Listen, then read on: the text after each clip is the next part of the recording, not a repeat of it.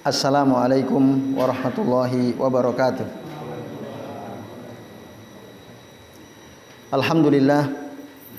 Alhamdulillahilladzi hadana li hadza wa ma kunna linahtadiya laula an hadanallah. Asyhadu an la ilaha illallah wahdahu la syarikalah wa asyhadu anna Muhammadan abduhu wa rasuluh. Allahumma shalli wa sallim wa barik ala Muhammad wa ala ali Muhammad kama shallaita wa barakta ala Ibrahim wa ala ali Ibrahim fil alamin innaka Hamidum Majid. Amma ba'du. Bapak-bapak dan ibu-ibu serta jamaah sekalian, rahimani wa rahimakumullah. Ya, semoga kita semua yang hadir di majelis ini senantiasa dirahmati Allah Subhanahu wa taala. Amin ya Allah ya rabbal alamin. Alhamdulillah pada malam ini kita bisa berjumpa kembali untuk melanjutkan ngaji kitab Bulughul Maram. Ya, pada kesempatan kali ini kita akan lanjutkan di halaman 364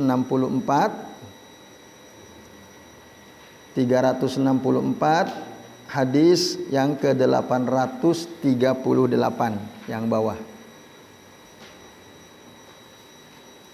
Baik, sudah ketemu ya Bapak-bapak, Ibu-ibu.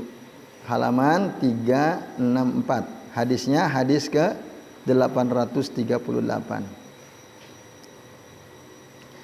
Baik, kami bacakan an Aisyah radhiyallahu anha qalat. Dari Aisyah radhiyallahu anha beliau berkata, qala Rasulullah sallallahu alaihi wasallam, Rasulullah sallallahu alaihi wasallam bersabda, al-kharaju bid-dhamani. Yang artinya kalau di kitab Bapak Ibu diterjemahkan pengeluaran itu dengan tanggungan gitu ya. Bisa dipahami nggak tuh terjemahan itu? Belum ya. Nah, yang lebih pas kita satu harus paham makna al-kharaj. Al-kharaj itu ma yakhruju, dari kata kharaja yakhruju ya. Ma yakhruju wa yahsulu minal fawaidi wal manafi'i wal alhasilah min al-ain al-muba'ah awil mu'jarah. Kharaj itu adalah sesuatu yang keluar dan dihasilkan, didapatkan dari faidah dan manfaat dari benda yang dijual atau benda yang disewakan. Jadi kita misalnya membeli seekor kambing, maka manfaat atau faidah yang kita bisa dapatkan dari kambing tersebut itu namanya al-kharaj. Misalnya kambing itu betina bisa diperah susunya, lalu bisa bunting, melahirkan. Nah, itu manfaat, itu faidah. Dari apa? Dari sesuatu yang dijual, yang diperjualbelikan. Atau kalau nyewa rumah misalnya, kita nyewa rumah 1 tahun 10 juta, kita bisa menempati rumah tersebut selama 1 tahun. Nah, kharaj itu adalah manfaat yang kita dapatkan atau faidah yang kita dapatkan dari benda yang kita sewa atau benda yang kita beli. Nah, itu namanya al-kharaj. Seperti apa misalnya? Samratu syajar. Kalau kita membeli kebun, ada pohonnya, lalu pohon itu berbuah. Itu milik siapa? Yang beli. Nah, itu buah dari pohon yang bisa kita panen, itu kharaj namanya. Keluar dari pohon itu lalu kita bisa ambil manfaatnya. Pohonnya kan menghasilkan buah. Ya kan kita beli tanahnya. Nah, kita Oh gitu. Ya kalau gitu tergantung perjanjian. Apakah hanya disewa tanahnya atau sekaligus pohonnya? Misalnya, itu nanti tergantung perjanjian di antara keduanya. Kami pernah nyewa rumah besar ya, murah waktu itu 3 juta 1 tahun. Kamarnya ada 3, ada ruang tamu, ruang keluarga, dapurnya luas, ada kamar mandi, bahkan ada pohon rambutan, subur itu. Satu depan, yang kedua di dapur, karena dapurnya luas terbuka. Nah itu akadnya kan sewa rumah, bukan sewa pohon rambutan. Nah, maka kami tidak berani ngambil pohon rambutan, buah rambutan, walaupun itu ada di dalam rumah. Nah, paling nanti yang punya rumah dia tenguk-tenguk yang lihat-lihat. Oh, anjir monggo mbah gitu ya. Nanti baru pas beliau panen kita dikasih kan gitu. Kecuali dari awal ya sampean nyewa ini rumah sekaligus sama pohonnya, silakan, kalau berbuah dimakan. Nah, itu lain ya. Kalau enggak berarti hanya rumahnya saja. Nah, ini kaidah penting ya Bapak Ibu. Jadi terjemahan versi lainnya al-kharaju bid-dhaman artinya apa? Hasil atau pendapatan itu diperoleh karena adanya resiko, karena adanya tanggung jawab. Hasil ya atau pendapatan itu diperoleh oleh seseorang karena ada resiko yang dia tanggung. Dhaman itu tanggungan. Gitu. Jadi misalnya seseorang tadi membeli seekor kambing betina yang sudah potensial untuk diperah susunya, potensial untuk dihamili misalnya. Maka saat kita membeli kambing, berarti kita punya resiko kan? Memelihara kambing itu, memberi makan kambing tersebut, menjaga supaya tidak mati dan sakit. Itu resikonya kan? Itu dhaman namanya. Maka kharajnya, hasilnya ya kita bisa nikmati karena kita punya atau menanggung resiko. Itu yang dimaksud al-kharaju bid-dhaman. Itu Bapak Ibu dan hadirin sekalian, a'azani Allahu wa iyyakum ajmain. Nah,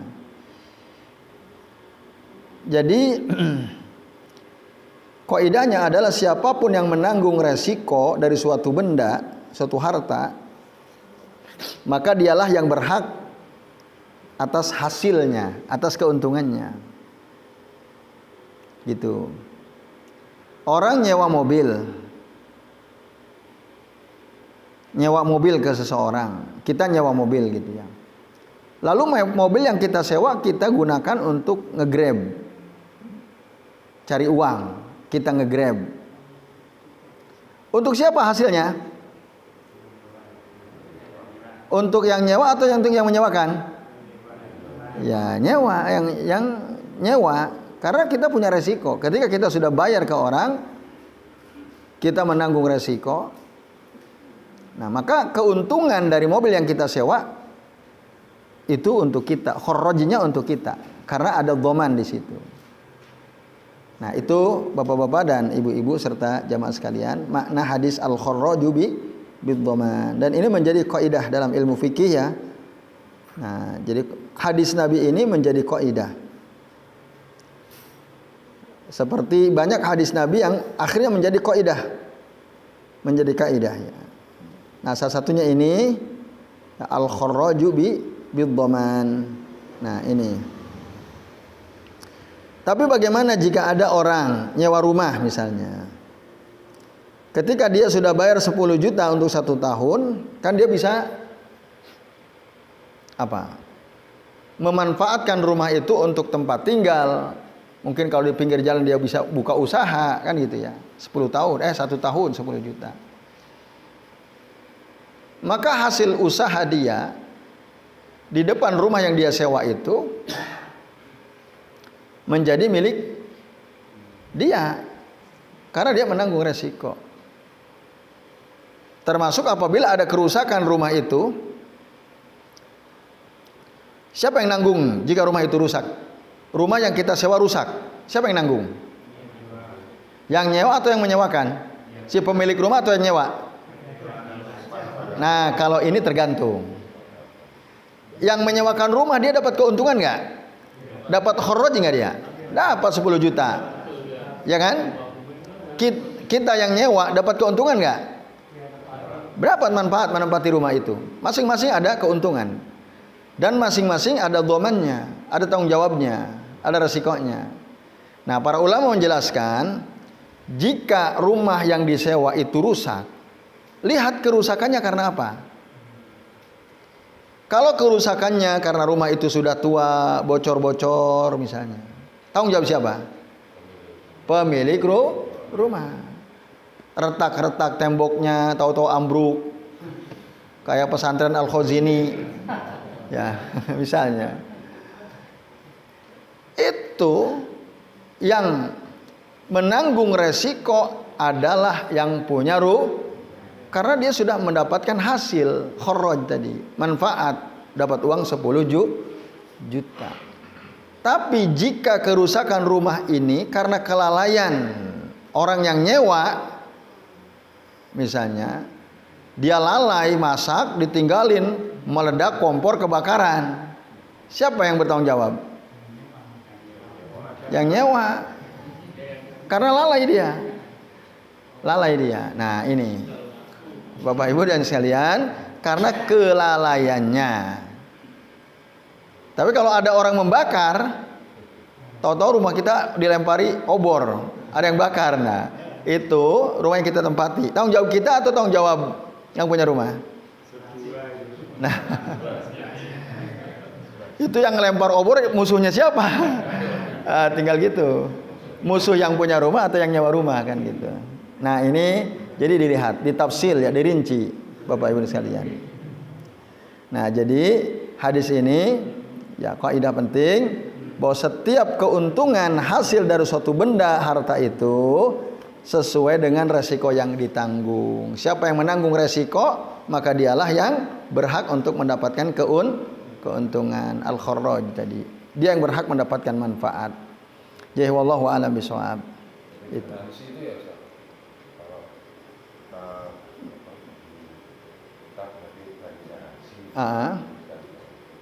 Yang punya.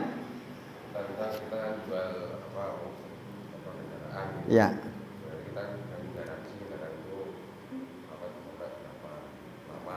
Ya.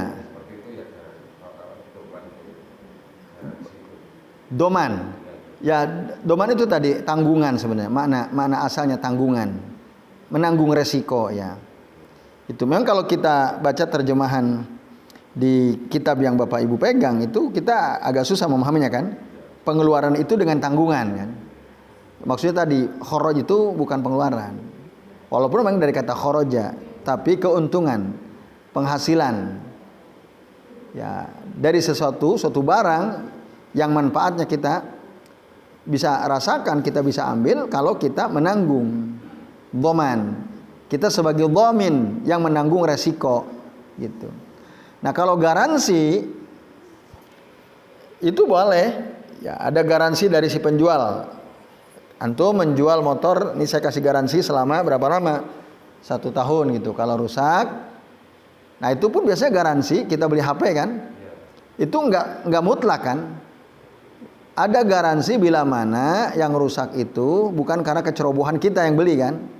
Tapi kalau kita beli HP, garansi 1 tahun, baru 5 bulan HP-nya jatuh, terlindes truk misalnya, remuk LCD-nya. Boleh nggak kita bawa ke tukang jualnya? Ini piye iki rusak ini? Siapa yang nanggung kira-kira? Pembeli atau yang jual? Ya pembeli. Karena itu kelalaian dia kan. Nah, garansi pun ada ininya. Kecuali kalau sistemnya yang kacau, sistemnya nggak jalan dan seterusnya. Nah, itu baru tanggung jawab penjual. Tahu-tahu mati mesinnya, mesin HP-nya dan seterusnya. Padahal yang beli makanya wajar dan seterusnya. Yaitu wallahu a'lam bishawab. Nah. Kemudian hadis berikutnya Bapak Ibu dan Saudara sekalian. Hadis dari Urwah Al-Bariki radhiyallahu anhu. Beliau mengatakan anna Nabiy sallallahu alaihi wasallam a'tahu dinaran yashtari bihi udhiyatan. Sesungguhnya Nabi memberikan kepadanya 1 dinar, uang 1 dinar. yang dengan uang itu Urwah al-Bariki disuruh oleh Nabi untuk membeli hewan kurban, ausyatan, atau seekor kambing. Ya. Kemudian Bapak Ibu dan sekalian, pastaro sataini. Ternyata dengan uang 1 dinar ini si Urwah al-Bariki radhiyallahu anhu bisa membeli dua ekor kambing. Uang 1 dinar itu sama dengan emas 4,25 gram. Kalau emas sekarang 1 gram berapa? Berapa 1 gram emas, Bu? 2 juta ya. Berarti kalau 1 dinar itu kan sama dengan 4,25 gram emas. Jika 1 gram emas ada 2 juta, berarti 1 dinar itu berapa? Berapa rupiah? 9 juta? Iya. 8 juta apa 9 juta? 8,5 ya? 8,5 ya. 8 juta setengah. Nah, dengan uang 8 juta setengah ini si Urwah al-Bariki bisa membeli berapa? 2 ekor Wajar nggak? Wajar. Lalu fa'atahu bisyatin wa dinarin. Beliau datang menghadap Nabi menyetorkan 1 ekor kambing dan 1 dinar. Padahal Nabi kasih berapa dinar? 1 dinar. 1 dinar Nabi malah dapat uang 1 dinar, dapat kambing seekor. Keluar uang kan Nabi seakan-akan? Seakan-akan tidak keluar uang kan? Malah dapat keuntungan 1 ekor kambing. Akhirnya apa yang terjadi? Pada alahu bil barakati fi bai'ihi. Maka Nabi pun mendoakan keberkahan untuk siapa? Urwah al-Bariki dalam jual belinya. Sampai Nabi mengatakan fakana laustaro turaban la rabiha fihi. Seandainya Urwah al-Bariki ini membeli debu, niscaya dia akan untung juga, dia jual itu debu ya. Itu doa Nabi sallallahu alaihi wasallam karena pinternya Urwah al-Bariki. Hadis rawahu al-khamsah illa an-Nasa'i wa qad akhrajahu al-Bukhari dimna hadisin walam yasuk lafzahu. Juga dikeluarkan oleh al-Imam At-Tirmidzi sebagai penguat dari hadis Hakim bin Hizam radhiyallahu anhu. Nah, Bapak Ibu dan jamaah sekalian, a'azanillahu wa iyyakum ajmain. Ya. Kesimpulan penting dari hadis ini, yang pertama, hadis ini menunjukkan bolehnya seseorang yang diberi amanah lalu menggunakan kelebihan. Ya. Dia tadi kan Urwah al-Bariki dikasih uang 1 dinar. Lalu dengan itu dia bisa membeli 2 ekor kambing. Lalu sama beliau dijual lagi 1 kambing. Dapat uang lagi 1 dinar. Nah, uang 1 dinar itu namanya al-fuduli namanya. Kelebihan atau keuntungan didapatkan. Atau dia dapat beli dua kambing kan? Yang diminta Nabi kan 1 kambing. Ternyata dia dapat 2 kambing. Maka 1 kambing yang didapatkan dengan uang 1 dinar itu disebut kelebihan, al-fuduli namanya. Lalu pertanyaannya, bolehkah orang yang diamanai untuk membeli kambing lalu dia menjual salah 1 kambingnya? Kan dia disuruh beli kambing 1 dinar. Ternyata 1 dinar dia bisa beli 2. Berarti 2 kambing itu milik siapa? Milik siapa? Milik Urwah atau milik Nabi? Milik Urwah atau milik Nabi? Ya milik Nabi dong. Uangnya uang Nabi. Urwah cuma disuruh. Kok milik Urwah piye carane? Hah?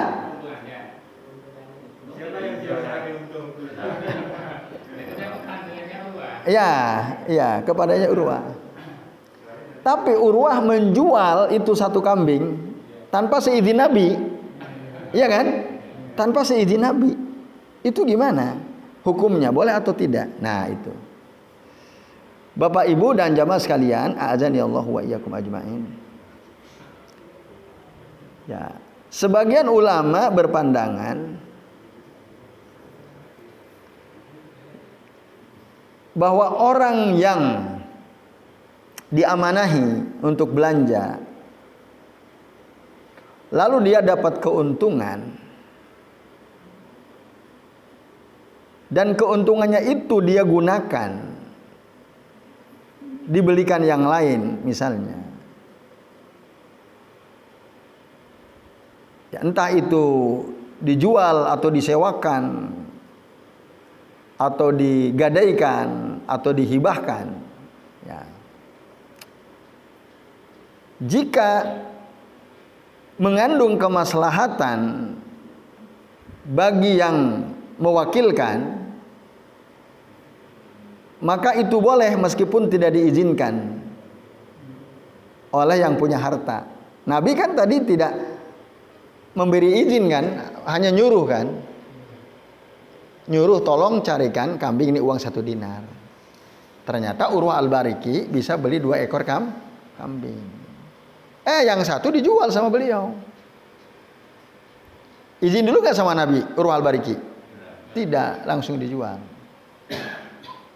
Nah, maka tindakan Urwah Al-Bariki menurut keterangan sebagian ulama itu boleh, gitu.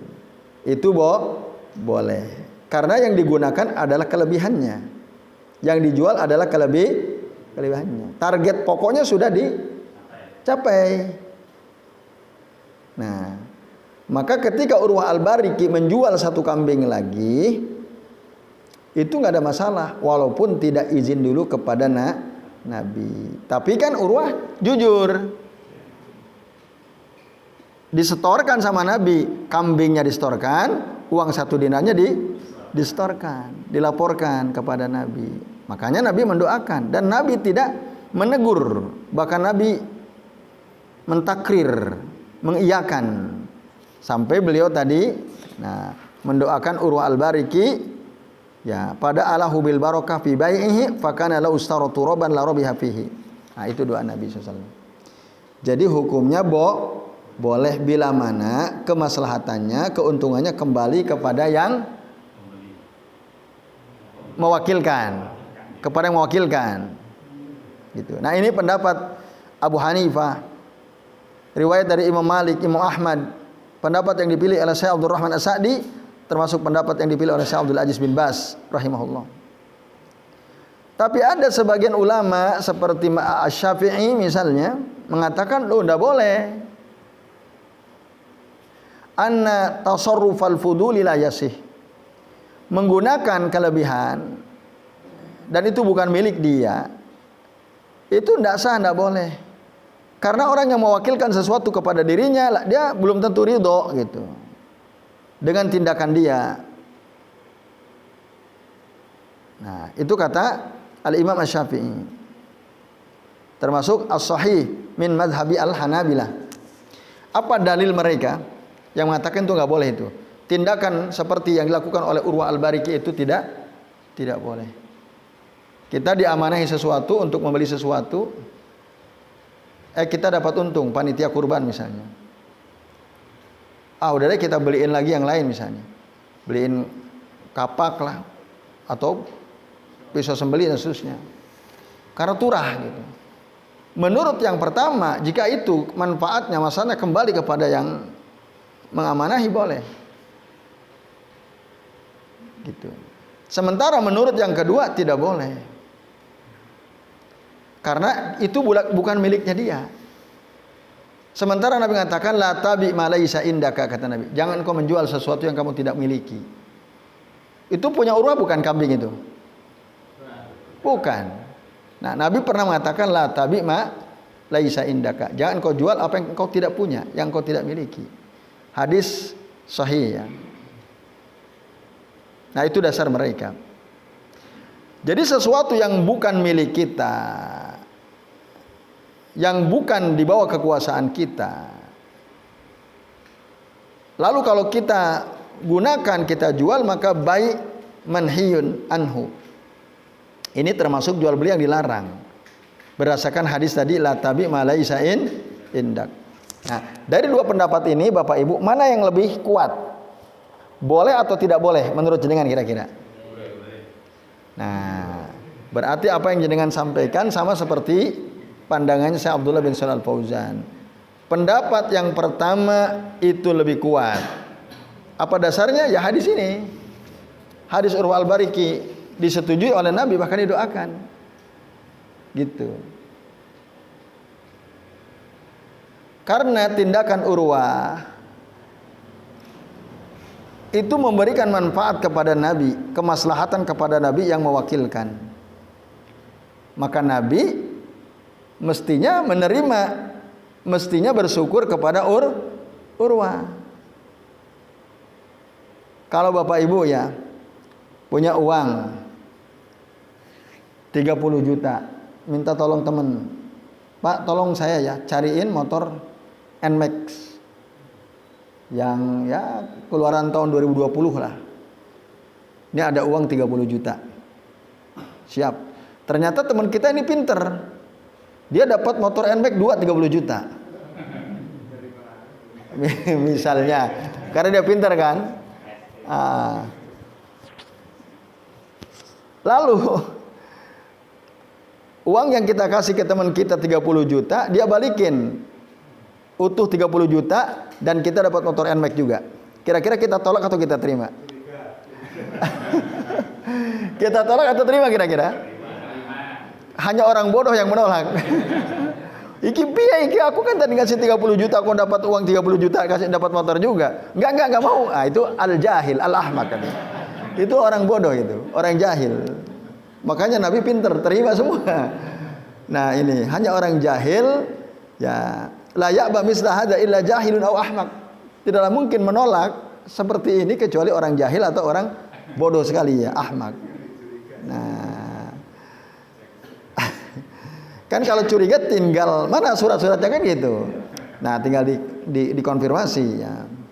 Ya itu Bapak Ibu dan hadirin sekalian, a'adzanillahu wa iyyakum ajmain. Nah, hadis ini juga menunjukkan bahwa keuntungan jual beli itu tidak ada batasnya. Kita mau ngambil untung berapa silahkan. Kita belanja beli apa, lalu kita mau jual, mau ngambil untung berapa silahkan. Tidak ada batasan dalam syariat. Laisa lahu haddun muayyan. Li'annahu rizqun minallahi ta'ala, karena itu rezeki dari Allah Ta'ala. Urwa Al-Bariki kan dikasih uang 1 dinar, bisa beli 2 ekor kambing.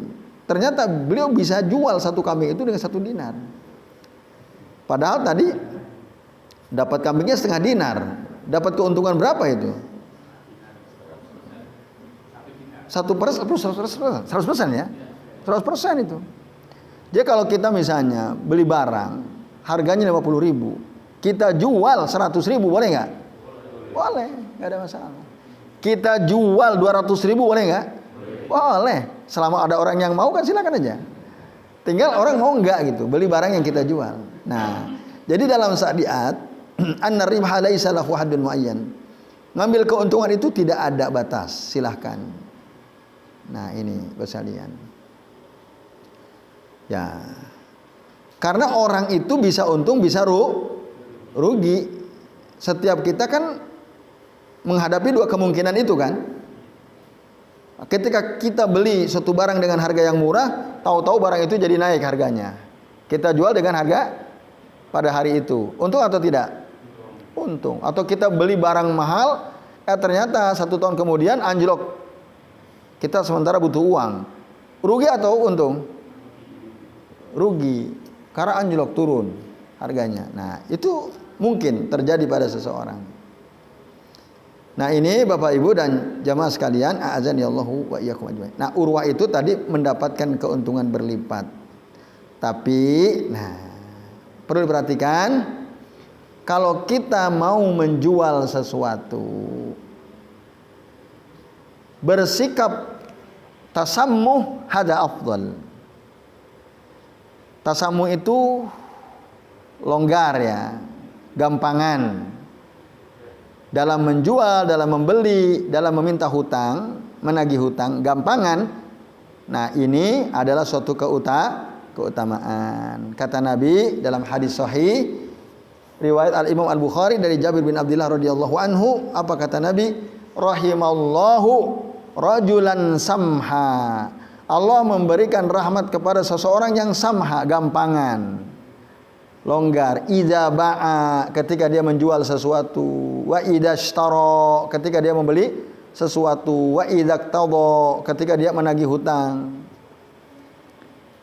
Misalnya dia orang jualan,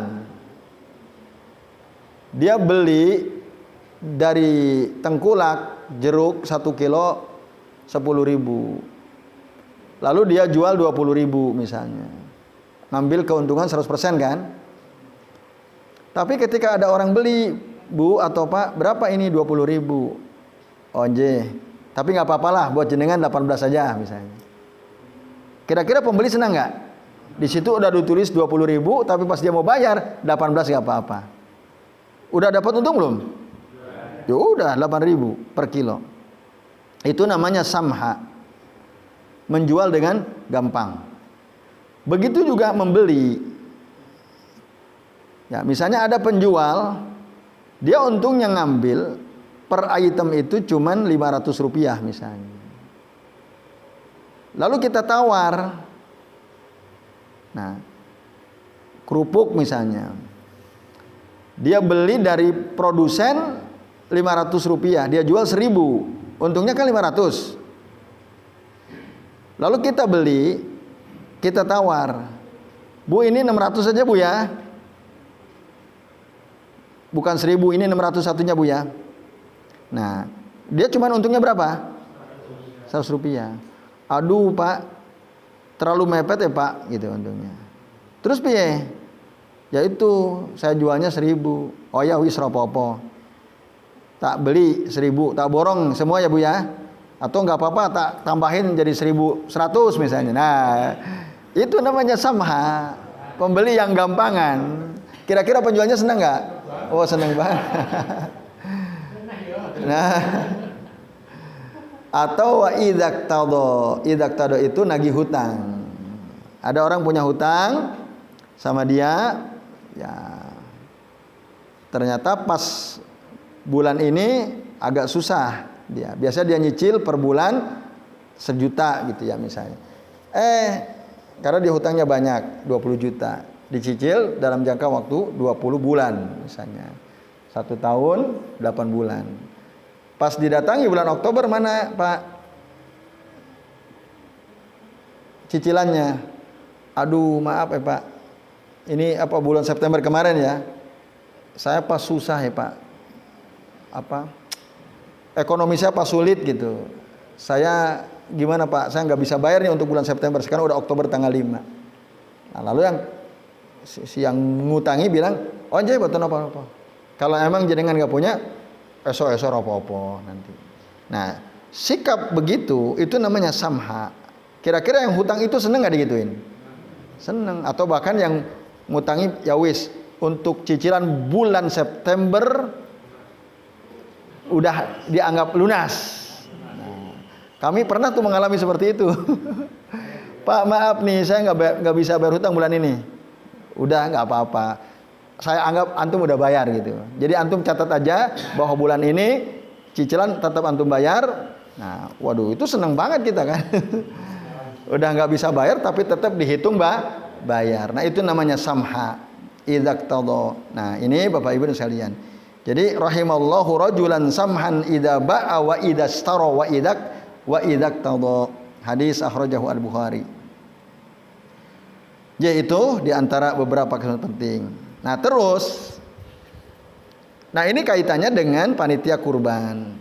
Ya, jadi kalau panitia kurban ternyata dapat disampaikan bahwa harga sapi adalah 25 juta misalnya. Per orang. Kalau 7 orang bayar sekian juta, katakanlah misalnya 4 juta per orang kali 7 berapa? 28. Katakanlah rata-rata harga sapi diprediksi 28 juta.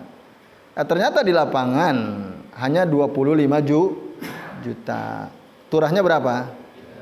Apa yang harus dilakukan oleh panitia? Lapor kepada sahibul kurban. Bapak Ibu, ini alhamdulillah kami dapat sapi bagus tapi harganya 25 juta. Ini turah 3 juta. bagaimana ini uang mau diambil atau piye kan gitu. Nah, disampaikan. Nah, tergantung sahibul kurbannya, kalau dia mau ambil boleh, haknya dia kan.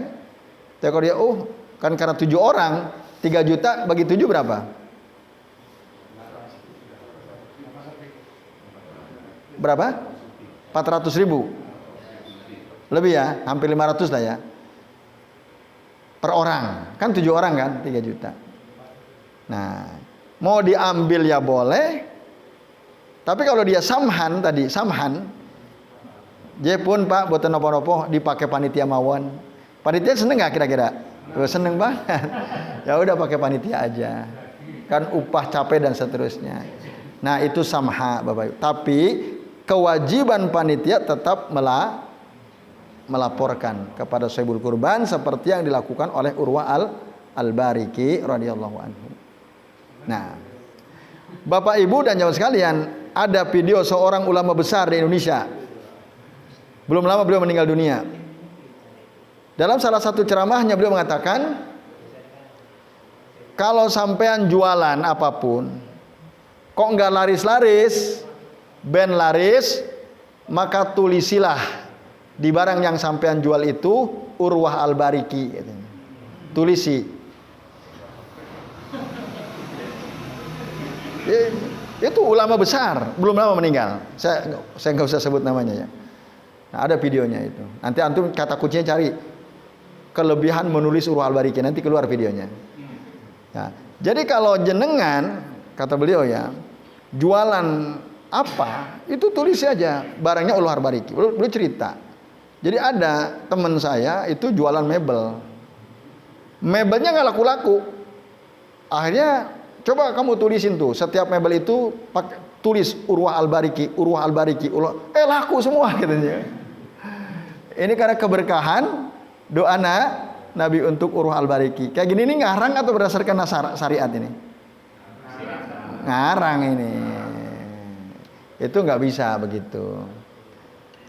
Nah, apalagi kalau kita yakini, kita meyakini betul kalau kita jualan barang kita tulisin Urwah al-Bariki, laris. Kalau gitu sekalian aja merek dagangannya Urwah al-Bariki kan. Nah, tapi ada itu kiai besar ya, kiai besar. Beliau mengatakan seperti itu. Nah, itu. Alasan beliau apa? Alasan beliau karena Urwah al-Bariki didoakan oleh Nabi. Tadi kan doanya jelas, doa Nabi. Apa kata Nabi tadi? Pada Allahu bil barokah fi bai'ihi. Nabi mendoakan keberkahan untuk Urwah al-Bariki. Lalu kok dimaknai barang kita tulisi Urwah al-Bariki nanti jadi laku, ya kan nggak nyambung. Nah, ini yang nyambung gimana biar laris? Jujur dalam jual beli, ya maka itu akan diberikan keberkahan oleh Allah Subhanahu wa taala. Dan samhan tadi, samha, gampangan lah. Pokoknya untung saya nggak apa-apa, nggak banyak-banyak. Yang penting untung, barang cepat keluar kan gitu. Jalan barang cepat keluar dibeli orang. Ya walaupun saya untung cuma 1.000 nggak masalah lah gitu. Akhirnya kan orang seneng. Nah itu caranya, samhan, jujur tadi. Nah itu bukan menulisi barang-barang Urwah al-Bariki. Sementara kita jual barangnya mahal banget kan.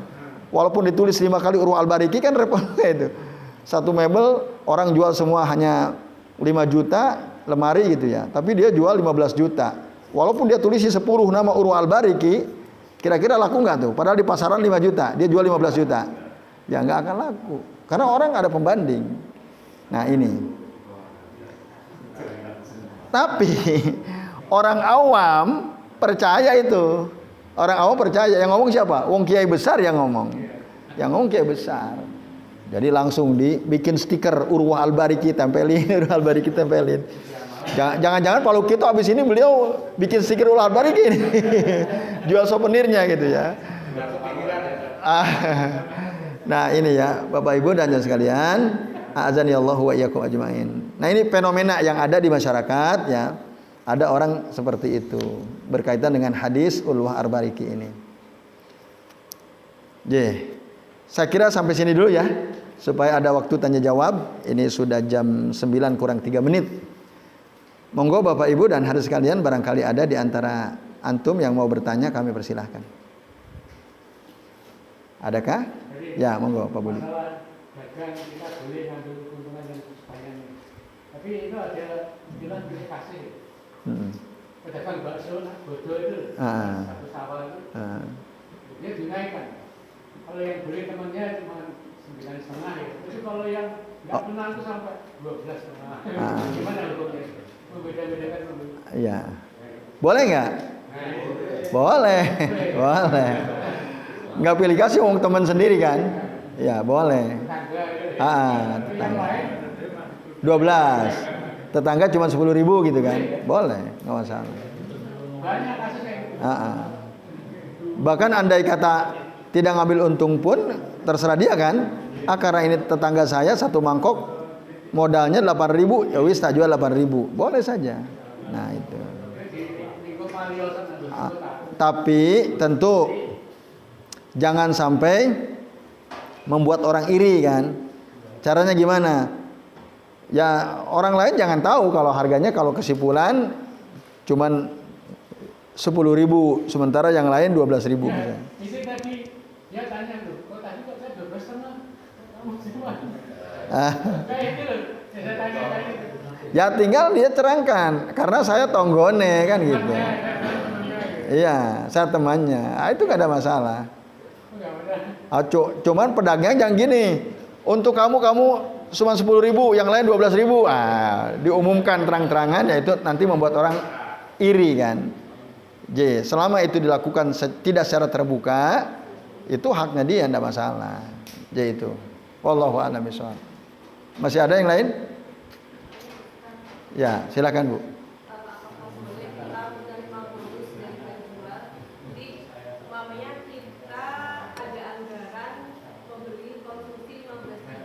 Nah, kita memberikan sejumlah satu kotak itu 15.000. Ya.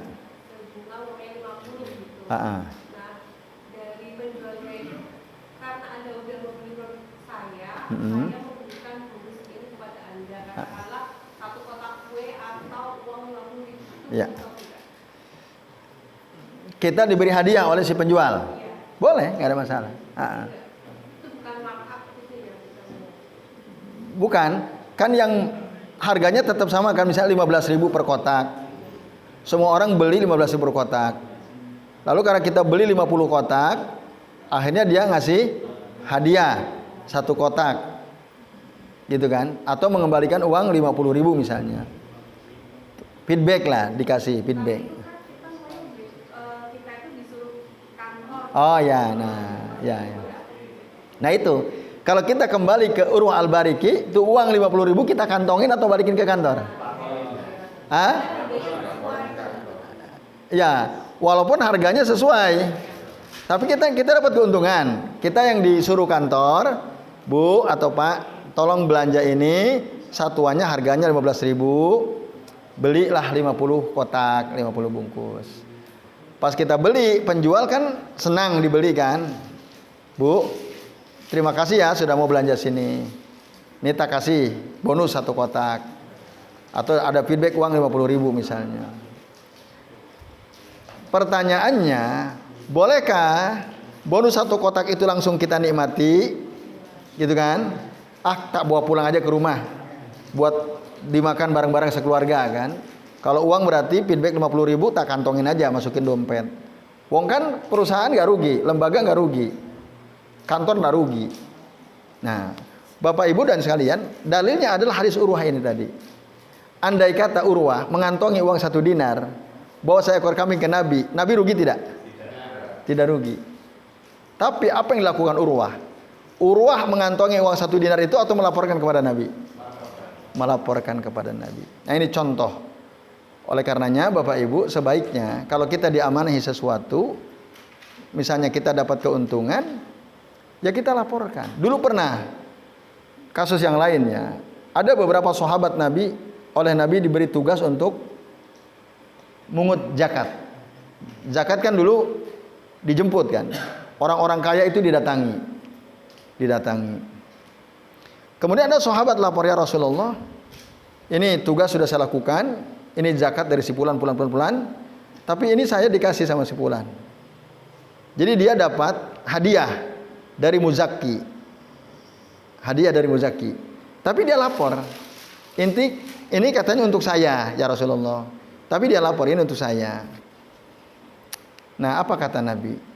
Seandainya engkau diam di rumah orang tuamu, engkau tidak keluar rumah untuk menunaikan tugasmu ini, hanya diam di rumahmu, kira-kira kamu dapat ini enggak? Dapat enggak? Kamu dapat karena apa? Karena tugasmu kan? Karena tugasmu. Nah, ini hadis ini mengisyaratkan bahwa ya laporin semua. Laporin. Nanti kalau kantor bilang, oh ibu udah nggak apa-apa, itu yang 1 kotak ibu makan saja. Atau yang uang feedback 50.000 ibu ambil saja. Nah itu aman. Tapi kalau tidak ada perkataan itu, maka sebaiknya kita laporkan sebagaimana Urwah Al-Bariki melaporkan hal itu kepada Nabi SAW. Jadi itu, wallahu a'lam bishawab. Nah, jarang sekali ya. Langsung diambil gitu ya. Nah itu, maka perlu tadi merenungkan hadis Urwah Al-Bariki ini. Ya, ya memang kan pikiran kita, dia nggak rugi kan? Kantor nyuruh saya belanja, udah terpenuhi. Beli 50 kotak sudah ada uangnya, dan yang harganya misalnya 15.000, udah.